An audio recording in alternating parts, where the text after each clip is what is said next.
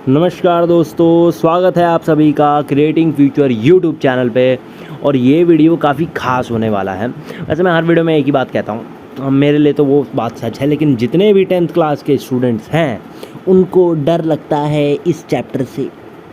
क्या नाम है चैप्टर का? Introduction to trigonometry. देखो, भाषा पे मत जाओ, आपको मैं ये चैप्टर काफ़ी आसान भाषा में समझा देने वाला हूँ। बस इस वीडियो को आप पूरा देखना, पूरा चैप्टर क्लियरिफाई हो जाएगा बढ़िया तरीके से। हाँ, लोगों को लगेगा भैया किसी नोटबुक में समझाओ, नोटबुक में समझाएंगे, ज़रूर समझाएंगे, इंतज़ार करिए ज़रूर। और जो आपका चैप्टर चल रहा था इलेक्ट्रोस्टैटिक पोटेंशियल, जो 12th वाले हैं, मैं उनसे बात कर रहा हूँ। 10th वाले तो बोलेंगे किस चैप्टर की बात हो रही है। चलिए इसी बात पे हम यहाँ से इंट्रोडक्शन टू ट्रिग्नोमेट्री स्टार्ट करते हैं। आखिर ये चैप्टर में ऐसा खास क्या है जो डिफ़िकल्ट लगता है?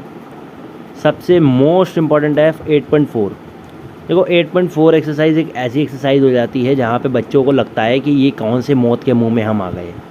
उनको मौत फील आती है वहाँ पे, वो मौत को यहाँ पे ख़त्म करने में आ गया हूँ। ठीक है, अब ना ट्रिग्नोमेट्री होती क्या है, चलो नाम से ही पता कर लेते हैं यार। इंट्रोडक्शन मतलब तो पता है ना, परिचय। टू मतलब उसका, चलो ठीक है, हम उसका परिचय कर रहे हैं। ट्रिग्नोमेट्री का परिचय यानी त्रिकोणमिति। अब ये क्या है, अगर कोई हिंदी मीडियम वाला देख रहा है तो उसके लिए भी आसान है, क्योंकि क्या है ना, मैथमेटिक्स में ना हिंदी ना इंग्लिश सब सेम है, बस थोड़े से नाम वगैरह का फ़र्क होता है। तो आप त्रिकोणमिति पढ़ रहे हैं। यहाँ पे ट्रिग्नोमेट्री का मतलब होता है ट्राई, मतलब होता है 3, ओके 3।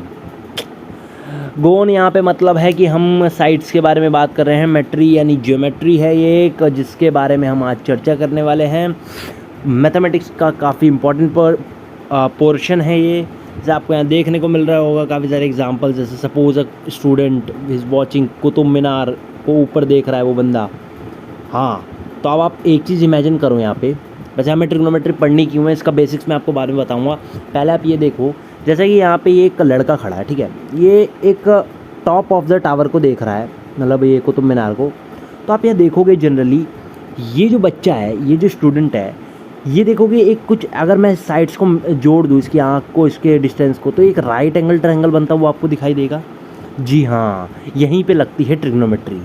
अगर मैं आपको यहाँ से छोटी छोटी चीज़ें समझाने लगूँ, ये एक राइट एंगल ट्रायंगल है।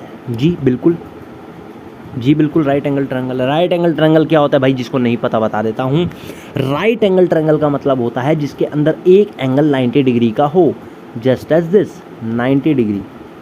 क्लियर क्लियर क्लियर भाई। यूट्यूब पे ना ऐसा वीडियो आपको कहीं नहीं देखने को मिलेगा। मैं आपको एग्जाम्पल सहित समझा रहा हूँ कि मान लो कुछ स्टूडेंट्स हैं, वो कुतुब मीनार गए और वो कुतुब मीनार के टॉप को देख रहे हैं, जैसे ये देख रहा है बच्चा। अब इसकी आँख के जो लाइन ऑफ साइट है ना, उसको आप ऐसे मीट करा दो एकदम सीधा, और इसका डिस्टेंस कुतुब मीनार से कितना, उसको मीट करा दो, और कुतुब मीनार की हाइट है। अब यहाँ पे आपको ध्यान देखने को मिलेगा, एक राइट एंगल ट्रायंगल बनता हुआ दिखाई देगा।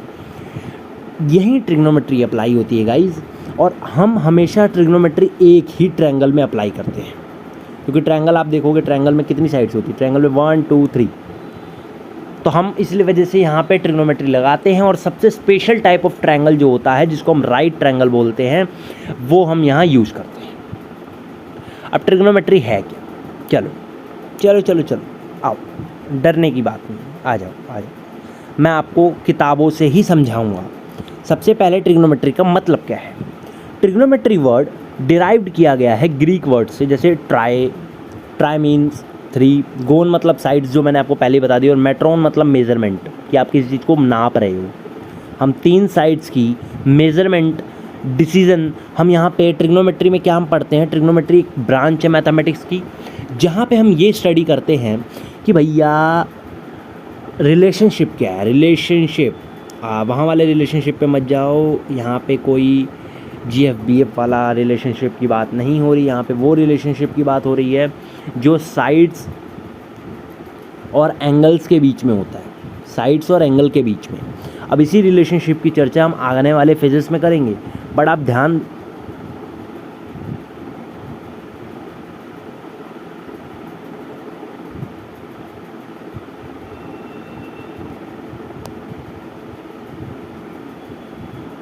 अब इन्हीं चीज़ों के बारे में हम आगे चर्चा करेंगे। बस आप ध्यान दो कि यहाँ पे लिखा क्या है, ठीक है ना। ये जो यहाँ ग्रंथ है, इसको पढ़ के हमें कुछ फ़ायदा नहीं मिलेगा, हमें तो क्वेश्चन सॉल्व करने हैं। भाई ये क्वेश्चन करवाओ। अरे भाई क्वेश्चन इतनी जल्दी नहीं होते, पहले कंसेप्ट समझेंगे फिर क्वेश्चंस करेंगे। नाउ जो मोस्ट इंपॉर्टेंट टॉपिक है वो है आपका ट्रिग्नोमेट्रिक रेशियो। भाई ये क्या है भाई? चलो हम ना अब इस चैप्टर में ट्रिग्नोमेट्री में, त्रिकोणमिति में कुछ रेशियोज़ के बारे में बात करेंगे, कुछ अनुपातों के बारे में बात करेंगे जो आपको एंगल के साथ साथ पढ़ने हैं। अब आ जाओ यार, क्या खास है बता दो ना यार। चलो बता देते हैं। अब आप यहाँ देखिए, मैंने आपके लिए एक राइट एंगल ट्रायंगल यहाँ बना रखा। मैंने नहीं बनाया, आपकी एनसीईआरटी की बुक में है और हम फॉलो थ्रू कर रहे हैं एनसीईआरटी को, ताकि एक एक बच्चे को एक समझ में आए कि चीज़ क्योंकि क्या ज़रूरी है।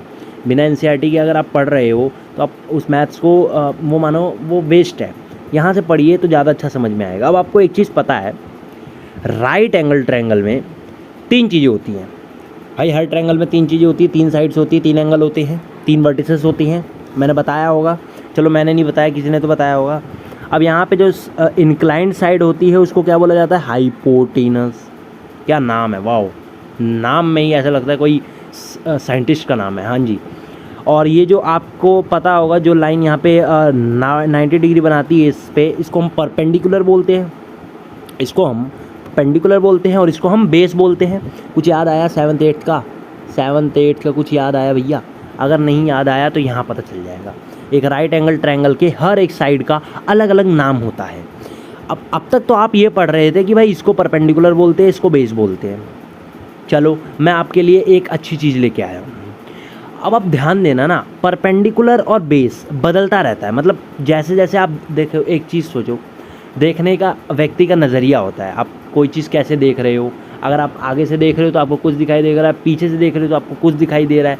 वैसे ही इस राइट एंगल ट्रायंगल में भी एक जादू होगा। जब हम अब एंगल डिसीजन के बारे में मैं आपको यहाँ समझाता हूँ। जैसे कि मैं बात कर रहा हूँ इस एंगल की, इस एंगल के लिए परपेंडिकुलर क्या होगा और इस एंगल के लिए बेस क्या होगा? क्या कोई बता सकता है? चलिए मैं आपको एक चीज़ यहाँ पे पॉइंट नंबर 1 बता देता हूँ कि हाइपोटेनस जो है, हाइपोटेनस जो साइड होती है वो हमेशा एक जगह स्थिर रहती है, ये बदलेगी नहीं। जो इंक्लाइंड होती है और सबसे लॉन्गेस्ट साइड होती है एक ट्रायंगल की, ठीक है। नाउ इस एंगल के लिए इसके जो अपोजिट है, जैसे इसके अपोजिट वाली साइड कौन सी है? आपके सामने ये वाली दिख रही है।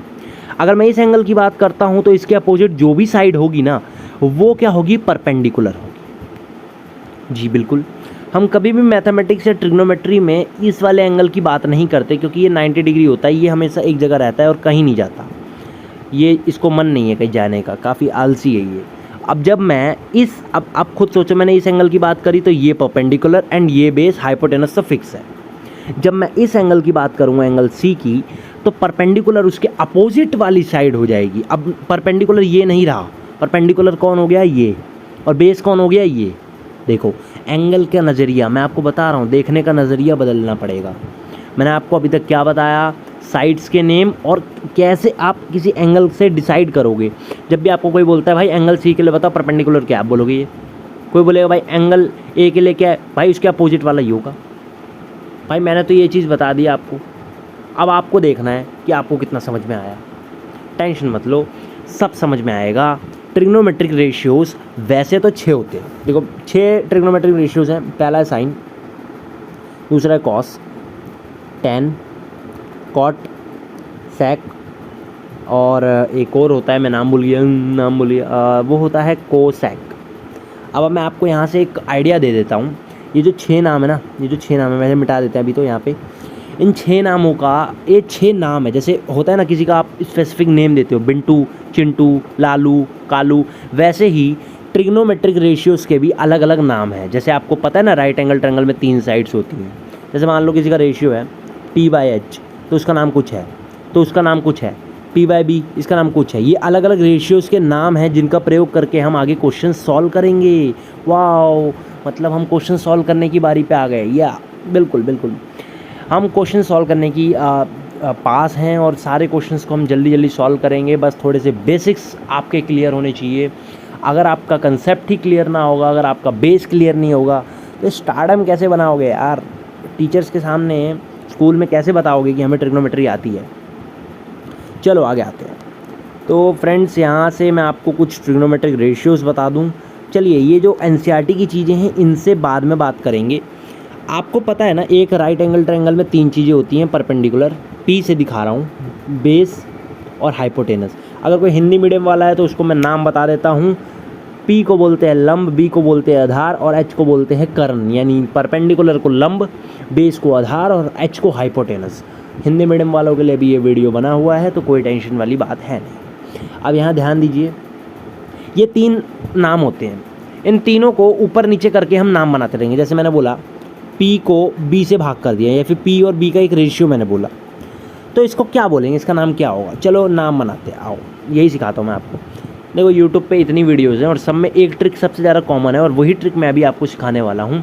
लिख देते हैं पंडित बद्री प्रसाद हर बोल। अब ये क्या चीज़ है भाई? ये सबसे पहले 3 कॉमन रेशियोज़ हैं जिनको आपको याद करना है। आप इसके नीचे डंडी मार दो, इसके नीचे डंडी मार दो, इसके नीचे डंडी मार दो। ये क्या लिखा है? P/H। ये क्या लिखा है? B/H। और ये क्या लिखा है? P/B। अब आप तीनों में एक चीज़ मेरे को बताओ, तीनों में एक चीज़ बताओ। ये नाम है। ये है पंडित बद्री प्रसाद हर बोल। अगर किसी को याद ना हो तो वो ये चीज़ याद कर ले। देखो मैंने अपने 10th क्लास में कभी भी ये रूल तो अप्लाई नहीं किया था, मैं आपको भी ये रूल अप्लाई करने के लिए नहीं बताऊँगा। मैं आपको बोलूँगा आप लर्न करो। P और H अगर परपेंडिकुलर और हाइपोटेनस यानी लंब और कर्ण, इसका जो रेशियो होता है ना, उसको हम दिखाते हैं साइन से। उसको हम बोलते हैं साइन। भाई साइन, तेरा नाम साइन दे दिया, इस रेशियो का नाम साइन दे दिया, जाओ दे दिया, मैं DM हूँ, मैंने साइन दे दिया। अब जो अगला रेशियो है वो है B। बेस और हाइपोटेनस का रेशियो का नाम हमने दे दिया कॉस दे दिया। मैंने कहा जा भाई नाम ले जा, कॉस दे दिया।